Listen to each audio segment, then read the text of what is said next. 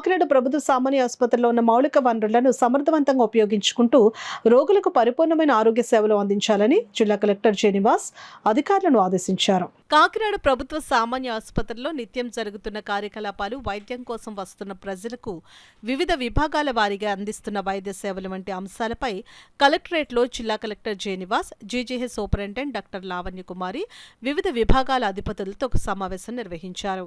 ఈ సందర్భంగా ఆయన మాట్లాడుతూ ఉభయ గోదావరి జిల్లాల నుంచి అత్యధిక ప్రజలకు నిత్యం జీజీహెచ్ ద్వారా ఆరోగ్య సేవలు అందించడం జరుగుతుందని అన్నారు.